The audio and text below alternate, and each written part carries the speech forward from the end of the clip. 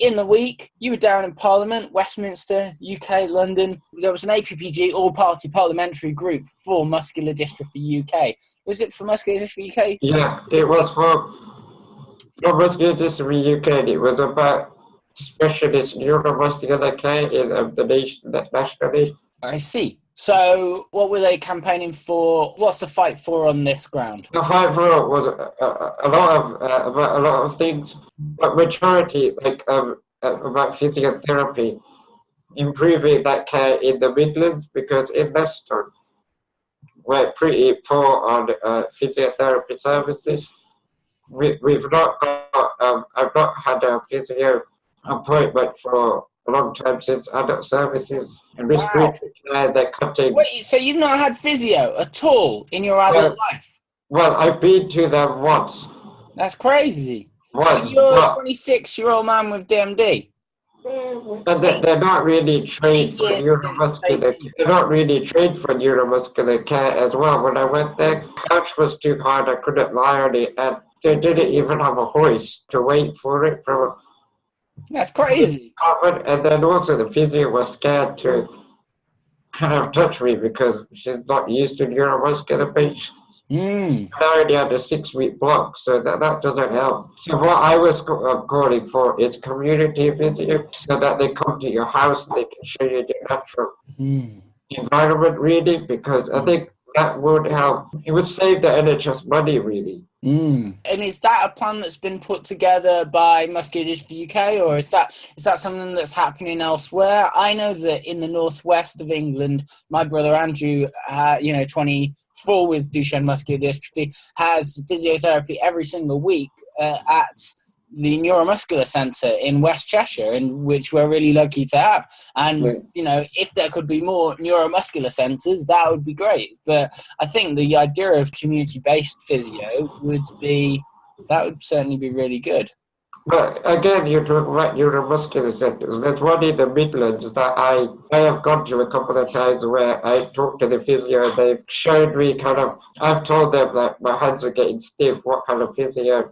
So it was person-centered, but I went there and then I do the physiotherapies every day in the morning. But traveling from Leicester to Coventry is very tiring because it's like an hour's drive. Yeah. So I do that occasionally. So it's not 100% great, but I've got some kind of support. But there needs to be a lot more done. But this is only part of the physio issue. The other one I've got is about respiratory physio. I see. Because we don't have a community respiratory physio. So if you've got like phlegm or you got like a lot of phlegm, and I can't travel to the hospital to see the physio in that state. So if they come home, they can help, because usually if you call the GPs, they get so scared because of not knowing what your condition is. They just send you straight to hospital.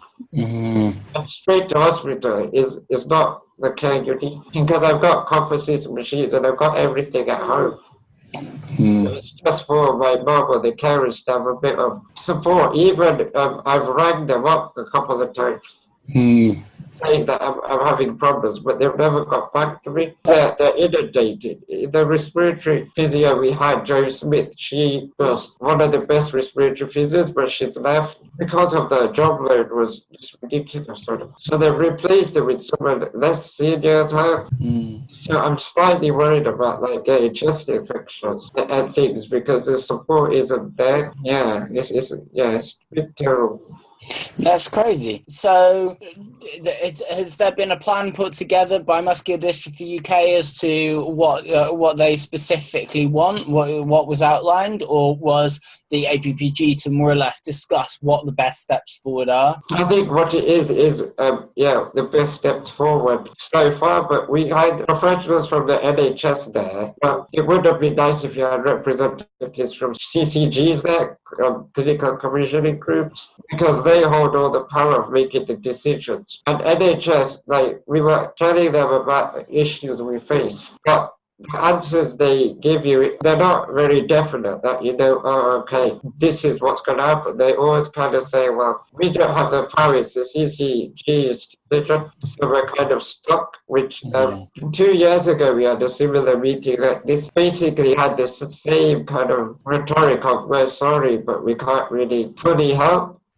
Yeah. So do you, looking forward, do you think that there is room for movement, or do you think that the CCG really need to take responsibility and involve themselves, in the discussions as well? Or is it more NHS opening up to move forward to talk with the CCG?